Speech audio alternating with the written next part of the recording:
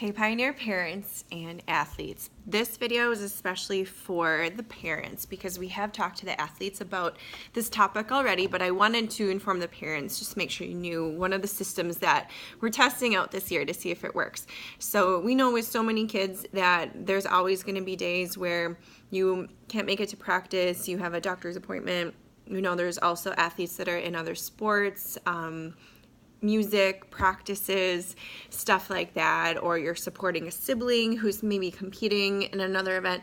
Whatever the reason is, you might not be able to make it to practice at some point, or you're gonna have to leave early, be picked up early. Same thing with some of our track meet days.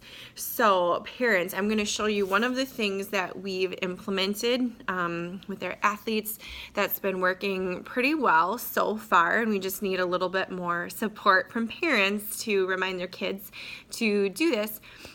We have these little sheets. They're pink, and I know it's backwards, you can't actually see it, but we have these every day at the start of practice. And basically what these little pink slips are, it gives the athlete a chance to be responsible for themselves when they need to maybe leave early, or if they're gonna be gone the next day at practice. And so what we've asked the students to do, the athletes to do, is when they know they're gonna have to miss a day coming up soon, or miss the next meet, or leave early, or if they're injured, if they had a tweak of something, or not feeling so well, that kind of stuff. Because there's such a large volume of kids, we have 4 coaches now, but just to keep things consistent, we ask them to fill out these slips at the beginning of practice in case anything applies to them that's on the list. So the reasons why they would fill out this are if they need to leave practice early on that day, if they are going to be absent from tomorrow's practice. So if they know they're going to be gone on a Friday, Thursday would be the day we would have them fill out that sheet. If they know they're not going to be at our next track meet, so our first and next track meet is Wednesday, May 9th, or if they know they have to leave the next track meet early, what time, that makes a difference for us for sure on track meet days for coming up with lineups. If they have an injury, they can explain what's wrong on the form. And then there's also some open spots. If there's something else that's not a checkbox where they just check off, or if they just want to communicate with us in maybe more of a private way, if they're intimidated, or they feel like it's so busy at the beginning of practice, which it is.